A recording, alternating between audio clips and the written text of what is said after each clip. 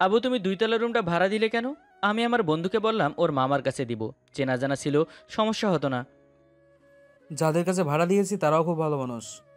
আর বাসা ভাড়ার চিন্তা বাদ দিয়ে লেখাপড়া মনোযোগ দে।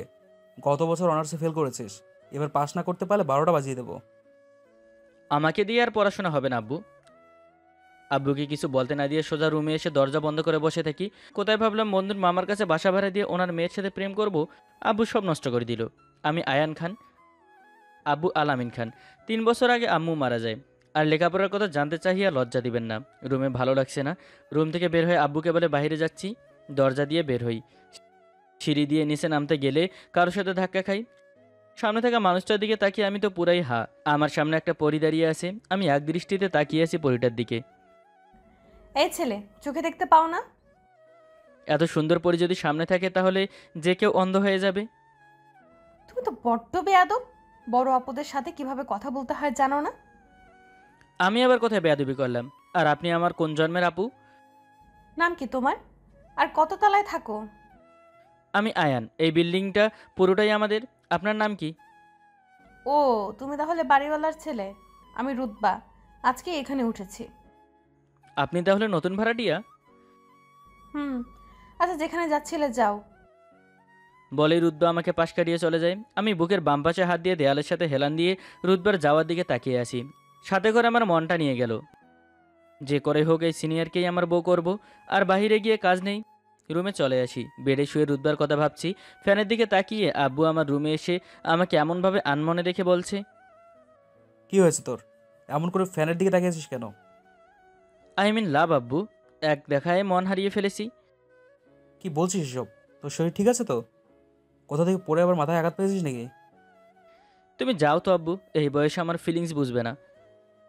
আমি কি তোর বয়সে ছিলাম না নাকি? আমি এত বড় হয়ে জন্মেছি? আচ্ছা আব্বু, তুমি যখন আম্মুকে প্রথম দেখেছিলে তখন তোমার কি মনে হয়েছিল? কি বলছিস এসব?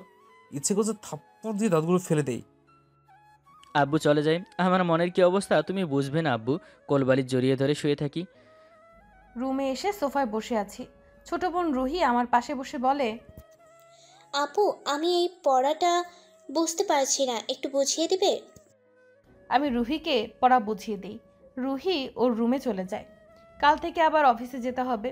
আমার পরিচয়টা এবার দেওয়া যাক। আমি রুতবা, এমবিএ শেষ করে একটা বেসরকারি প্রতিষ্ঠানে জব করছি। আব্বু, আম্মু, ছোট বোন রুহি আর আমি মিলেই আমাদের পরিবার। আম্মু হাতে করে চা নিয়ে এসে আমার দিকে এগিয়ে দিয়ে বলে, এভাবে আর কতদিন চলবে? এবার বিয়েটা করে নিলে হয় না? বিয়ে তো করবই আম্মু। আমি তো 6 মাসের সময় নিয়েছি।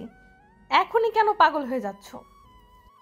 এত বড় মেয়ে বাসায় থাকলে পাগল না হয়ে কি উপায় আছে? এখনকার ছেলেরা কেমন সেটা তো জানিস। কখন কি করে বসে তার ঠিক আছে? এত ভয় পাওয়ার কিছু নেই আম্মু। কাল আমাকে অফিসে যেতে হবে। একটা প্রজেক্টের ফাইল রেডি করতে হবে। আমাকে বিরক্ত করো না। আম্মু কি বলবে তার অপেক্ষা না করেই রুমে চলে আসি। ফাইল নিয়ে কাজ করতে থাকি। রাতে খাবার খেয়ে হলরুমে এসে বসে আছি। রুদ্বাকে দেখতে ইচ্ছা করছে। রুম থেকে বের হয়ে গেলে আব্বু বলে, এখন আবার কোথায় যাচ্ছিস? তোমার বৌমাকে দেখতে। বৌমা মানে? এই, তুই কোন মেয়ের পেছনে লেগেছিস? আগে সব কিছু ঠিক হোক তখন বলবো। বলেই রুম থেকে বের হয়ে চলে আসি রুদ্বাদের রুমের সামনে। কলিং বেল দিতে ছোট্ট একটা মেয়ে দরজা খুলে। রুদ্বার বোন হবে হয়তো। কে আপনি? কাকে চান? আমি আয়ান, এই বিল্ডিংয়ের মালিকের ছেলে। তোমাদের খোঁজ খবর নিতে আসলাম। বাড়িওয়ালার ছেলে আপনি? কি খবর জানতে চান বলুন। রুহি, কে এসেছে? বাড়িওয়ালার ছেলে আপু। বাড়িওয়ালার ছেলে কি? আমার তো একটা নাম আছে। আমি এই নামেই ডাকবো। দরজার কাছে এসে দেখি আয়ান। রুহিকে ভেতরে যেতে বলি। এই সময় তুমি এখানে? কিছু লাগবে? যা লাগবে তা আপনি দিতে পারবেন না। কি এমন লাগবে তোমার যা আমি দিতে পারবো না? সেটা পরে বলবো। ছাদে যাবেন নাকি? আকাশে অনেক সুন্দর চাঁদ উঠেছে। এত রাতে ছাদে যাব? আচ্ছা চলো ঘুরে আসি ছাদ থেকে। রুদ্বাকে নিয়ে ছাদে চলে আসি। আহা, কতদিনের ইচ্ছে ছিল রাতের আকাশটা দেখবো পাশে একটা সুন্দর মেয়েকে নিয়ে। আর সেই ইচ্ছেটা পূরণ হলো। কিন্তু শালার চাঁদ মামা তো আজকে ওঠেনি। আকাশ মেঘে ঢেকে আছে। তুমি না বললে আকাশে চাঁদ উঠেছে? কোথায় চাঁদ? একটু আগেই তো দেখলাম, মনে হয় ঘুমিয়ে গেছে। তুমি তো বড্ড ফাজিল। মিথ্যে বলে কেন ছাদে আনলে? ছাদে আসতে ইচ্ছে করছিল, কিন্তু একা বলে ভালো লাগছিল না, তাই আপনাকে নিয়ে আসলাম। সারাদিন কি ফাজদামো করেই কাটে নাকি পড়াশোনাও করো? আমি লেখাপড়া করতাম, এখনও ছাড়িনি, তবে খুব তাড়াতাড়ি ছেড়ে দিব। লেখাপড়া করতে ভালো লাগে না। ফাজলামো করতে ভালো লাগে তাই না? সেটা লাগে। আচ্ছা, আপনি কি করেন? জব করি। আচ্ছা, অনেক রাত হয়ে গেছে, চলো নিচে যাই, আমার কাল অফিস আছে। আর একটু পরে গেলে হয় না? এই পিচ্চি, তোর মতলব কি বলতো? আমি রুদ্বার কথা শুনে চারপাশে তাকাই। কাকে বলল কথাটা? তোকেই বলেছি। আমি ছোটদের তুই করে বলতেই কমফোর্ট ফিল করি। আমি পিচ্ছি? চোখে কি সমস্যা আছে নাকি? চোখের কোনো সমস্যা নেই, তুই আমার 4-5 বছরের ছোট হবি, আর আমার কাছে তুই পিচ্চি। আচ্ছা, আমি পিচ্ছি? আমি হাসতে হাসতে চলে আসতে গেলে আয়ান আমার হাত ধরে বলে, হ্যালো সিনিয়র, আমাকে একা রেখে চলে যাচ্ছ? তুই আমার হাত ধরেছিস কেন? একটা সত্যি কথা বলার জন্য। কি তো সত্যি কথা শুনি? সত্য কথাটা হলো, পরে বলবো। বলেই আমার হাত ছেড়ে চলে যায়। আচ্ছা বদের হাড্ডি তো। আমিও ছাদে না থেকে রুমে চলে আসি। পরের দিন সকালে আমি একটা চিরকুট লিখে সিঁড়ির কাছে অপেক্ষা করছি রুদবার জন্য। রুদবা এসে আমাকে দেখে বলে, এখানে দাঁড়িয়ে আছিস কেন? তোমার জন্য অপেক্ষা করছিলাম। আমি তোর বড়, আমাকে আপনি করে বলবি। আমি তো তুমি করেই বলবো। আচ্ছা, এটা নাও। একটা চিরকুট হাতে ধরিয়ে দিয়ে চলে যায়। চিরকুট খুলে দেখি লেখা, সন্ধ্যায় ছাদে তোমার জন্য অপেক্ষা করব। তুমি না আসলে কিন্তু আমি সারা রাত ছাদেই থাকবো। পাগল ছেলে। আমি চিরকুটটা ব্যাগে রেখেই বাসা থেকে বের হয়ে রিক্সা নিয়ে চলে আসি অফিসে। বাসা থেকে বের হয়ে বন্ধুদের সাথে বেশ কিছু সময় আড্ডা দিয়ে বাসায় চলে আসি। সন্ধ্যায় সাদে রুদবার জন্য অপেক্ষা করছি, কিন্তু ম্যাডামের তো আসার নামই নেই। সাদের দরজা খোলার শব্দ শুনে সেই দিকে তাকিয়ে দেখি রুদবা এসেছে। আমার কাছে এসে বলে, বল, কেন আসতে বলেছিস? তোমার সাথে গল্প করবো তাই। আমি কি তোর গার্লফ্রেন্ড নাকি যে আমার সাথে গল্প করবি? তাহলে গার্লফ্রেন্ড হয়ে যাও। একটু নিচু হতো, কানে কানে একটা কথা বলবো। আমি নিচু হতেই আমার কান টেনে ধরে বলে, এই ফাজিল, আমি তোর গার্লফ্রেন্ড হব কেন? কান ছিঁড়ে যাবে তো, ছাড়ো। ঠিক আছে, ছেড়ে দিলাম, কিন্তু আর এসব বলবি না। তোমার কি মনে হয় আমি মজা করছি? মজা না হলে কি এটা? আমি সিরিয়াস, আই লাভ ইউ। আমি তোর সিনিয়র, কোথায় আপু বলে ডাকবি, তা না বলে এসব বলছিস। দেখো, কথায় কথায় আপু বলতে হবে না। আর সিনিয়র হয়েছে তো কি হয়েছে, ভালোবাসায় সিনিয়র জুনিয়র বলে কোনো কথা নেই। তাছাড়া আমি দেখতে স্মার্ট, তুমি তোমার বান্ধবীদের সামনে আমাকে নিয়ে গর্ব করতে পারবে। এত কিছু ভাবিস কি করে তুই? এমনিই ভাবি। এখন বলো, আমার গার্লফ্রেন্ড হবে? আমার এঙ্গেজমেন্ট হয়ে গেছে, আর 3 মাস পর বিয়ে। আমাকে আর এসব বলবি না। কথা শেষ করে আমার জবাব না শুনে চলে যেতে নিলে আমি বলি, এই যে সিনিয়র, বিয়ে ঠিক হয়েছে মাত্র, বিয়ে এখনো হয়নি। আমি আয়নের কাছে গিয়ে ওর সামনে দাঁড়িয়ে বলি, সেটাও হয়ে যাবে 3 মাস পর। তুই একটা ভালো মেয়ে দেখে বিয়ে করে নে। বিয়ে তো আমি তোমাকেই করব, বিয়ের তারিখ ঠিকই থাকবে, শুধু পাত্র বদলে যাবে।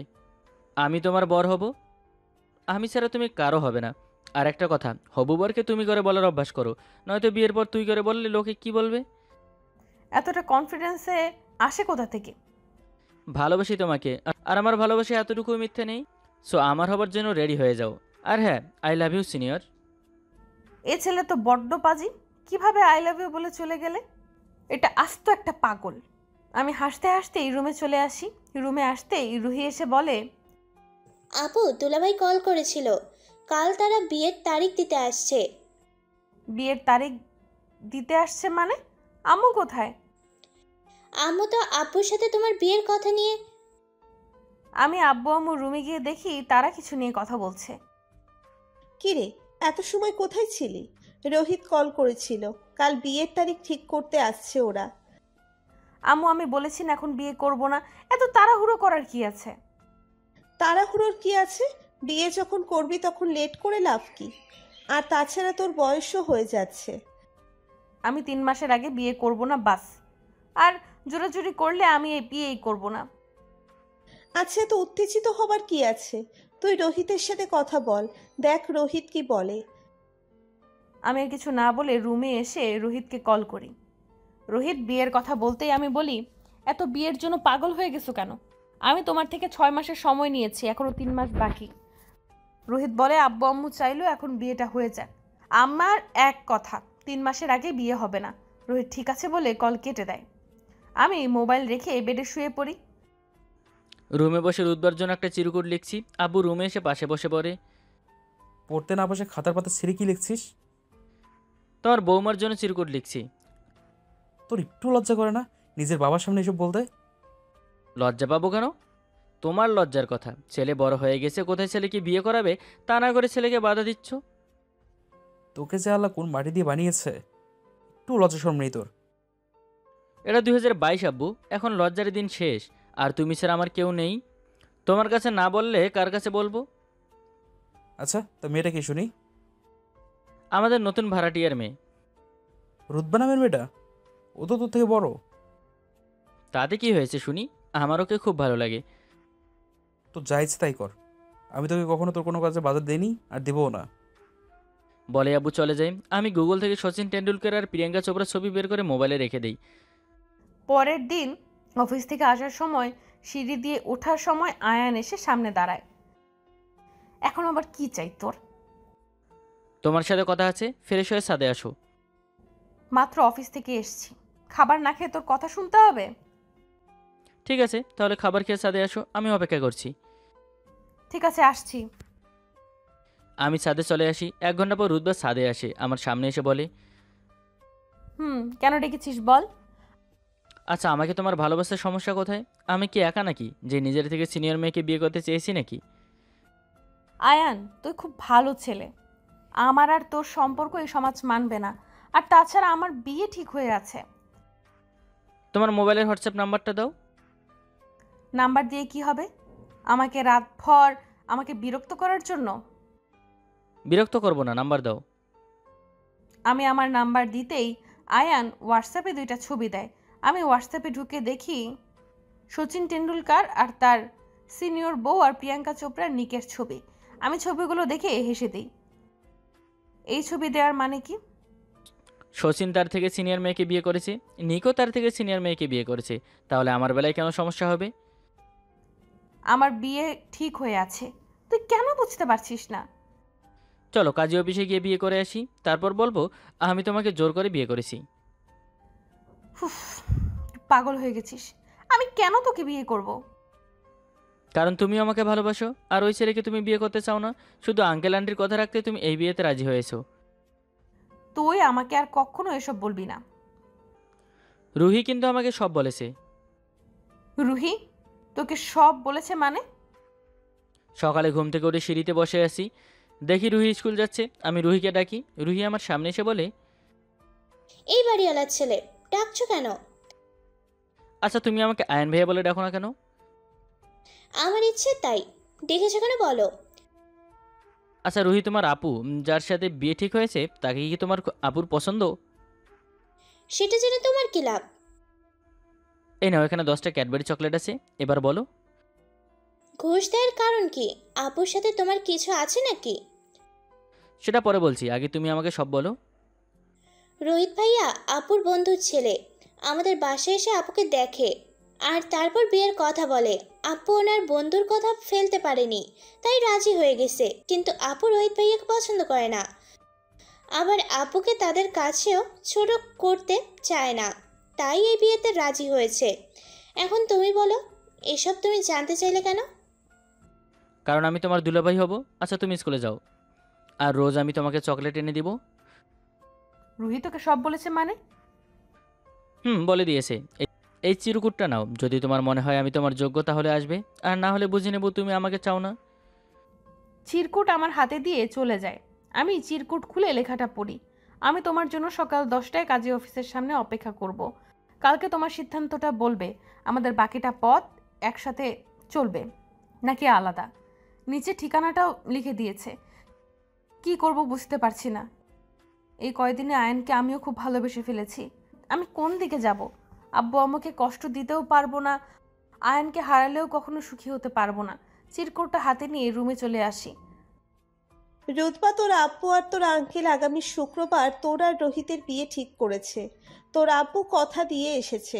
রোহিত বলেছে বিয়ের পর তুই চাইলে চাকরি করতে পারিস। আব্বুকে ছোট হতে দিব না।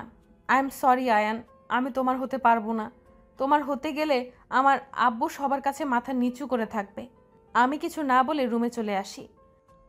পরের দিন সকালে কাজী অফিসের সামনে এসে অপেক্ষা করছি রুতবার জন্য, কিন্তু ও এখনও আসেনি। দেখতে দেখতে দুপুর 12টা বেজে যায়, কিন্তু রুতবা আসেনি।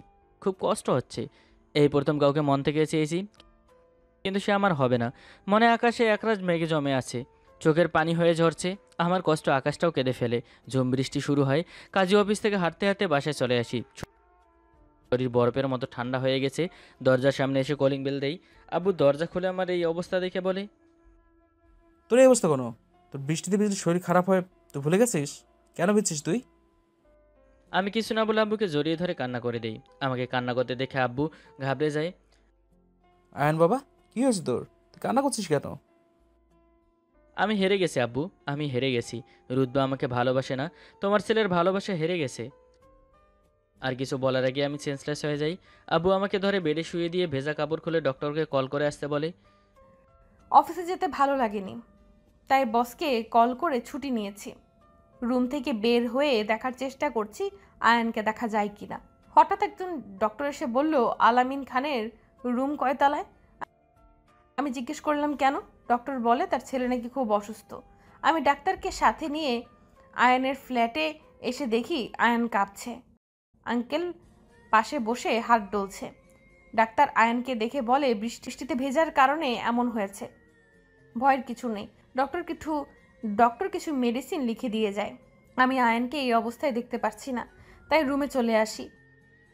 3 দিন কেটে গেছে, আমি রুম থেকে বের হইনি। রুতবার সাথে দেখাও হয়নি। ওর সামনে যেতে ইচ্ছে করছে না। ও আমার সামনে আসলে আমি নিজেকে সামলাতে পারবো না। এভাবে রুমে বসে সারাক্ষণ থাকবি? বাইরে থেকে ঘুরে আসলে তো পারিস। আমি কিছু না বলে রুম থেকে বের হয়ে দেখি পুরো বাড়ি সাজানো হচ্ছে। সেই দিকে মাথা না ঘেমে নিচে আসতে গেলে রুতবার আম্মু আমাকে দেখে বলে, আরে আয়ান বাবা যে, শুনলাম তুমি নাকি অসুস্থ। এখন কেমন আছো? এখন ভালো আছি আন্টি। বাসা সাজানো হচ্ছে কেন আন্টি? কিছু জানেন নাকি? পরশু আমার বড় মেয়ের বিয়ে, আজ গায়ে হলুদ। তুমি আসবে কিন্তু। ঠিক আছে আন্টি, আসবো। আন্টি আর কিছু বলার আগে আমি বাসা থেকে বের হয়ে যাই। গেটের কাছে এসে ওপরে তাকিয়ে দেখি রুতবা ব্যালকনিতে দাঁড়িয়ে আছে। আমি সেই দিকে থেকে চোখ সরিয়ে দোকানে চলে আসি। নিজের সাথে এই 3 দিন রাত যুদ্ধ করেছি। আমার মন শুধু বারবার বলেছে আয়নের কাছে চলে যেতে। আমার কি করা উচিত? আব্বু আম্মুর সাথে আয়নের কথা শেয়ার করা? কি বলবে তারা? সেটা পরে দেখা যাবে। আমি আব্বু আম্মুর রুমে আসি। তুই এখনো রেডি হসনি কেন? একটু পর আত্মীয় স্বজন আসা শুরু করবে। তোমাদের সাথে একটা কথা বলার ছিল। বল, কি বলবি? আমি এই বিয়েটা করতে পারবো না আম্মু। আমি অন্য একজনকে ভালোবাসি। তুই কাউকে ভালোবাসিস? কই, আমাদের তো কিছু বললি না। তোমাদের কষ্ট দিতে চাইনি, কিন্তু বিশ্বাস করো আম্মু, আমি আর পারছি না। আমি মরে যাব। ছেলেটা কে? আমাদের বাড়িওয়ালার ছেলে আয়ান। পাগল হয়ে গেছিস? আয়ান তোর কত ছোট তুই জানিস না? আব্বু আম্মুকে থামিয়ে দিয়ে বলে, আমার মেয়ে যদি এই বিয়ে করে সুখী না হয়, তবে আমি আমার মেয়েকে এখানে বিয়ে দেব না। সব কিছু আগে আমার মেয়ের সুখ। আমাকে বলে আয়নের কাছে চলে যেতে, আর বিয়ে কালই হবে। আয়নের আব্বুর সাথে কথা বলবে। আমি আব্বুকে জড়িয়ে ধরে কান্না করে দেই। রুম থেকে বের হয়ে আয়নের রুমে এসে দেখি আয়ন নেই। আঙ্কেলকে জিজ্ঞেস করলে আঙ্কেল বলে একটু আগে বাহির থেকে এসে ছাদে চলে গেছে। আমি দৌড়ে ছাদে এসে দেখি আয়ন রেলিংয়ের ধরে আকাশের দিকে তাকিয়ে আছে। আমি ওকে পেছন থেকে জড়িয়ে ধরে কান্না করতে করতে হঠাৎ পিছন থেকে কেউ জড়িয়ে ধরে ভয় পেয়ে যাই। পিছনে তাকিয়ে দেখি রুতবা। তুমি এখানে? একটু পর তো তোমার হলুদের অনুষ্ঠান শুরু হবে। এই বিয়ে হচ্ছে না। বিয়ে হচ্ছে না মানে? কি করে হবে? এই পিচ্চি ছেলেটা যে আমার মন প্রাণ সবকিছু কেড়ে নিয়েছে। কি বললে? আর একবার বলো। I love you idiot. তোমার বাসায় সবাই মানবে তো? আব্বু নিজে বলেছে তোমার কাছে আসতে। বাসায় সবাই রাজি। আব্বু তোমার আব্বুর সাথে কথা বলেছে। আমি রুদ্বাকে ছাড়িয়ে ওকে আমার দিকে ঘুরিয়ে জড়িয়ে ধরি। রুদ্বা আমাকে জড়িয়ে ধরে কান্না করছে। এই senior. Hello senior. Stupid. Senior কি? বউ বলে ডাকে। বউ? তুমি আমার বউ। দুইজন দুজনকে শক্ত করে জড়িয়ে ধরি। ভালোবাসায় কখনো জুনিয়র সিনিয়র মানে না। আর এটা বলে কয়েও হয় না, হয়েই যায়। যেই মানুষটা আপনাকে পাগলের মতো ভালোবাসে কোনো স্বার্থ ছাড়া, লাইফ পার্টনার হিসেবে তাকেই বেছে নিন। সবাইকে ধন্যবাদ এতটা সময় আমাদের সাথে থাকার জন্য। ভালোবাসা অবিরাম।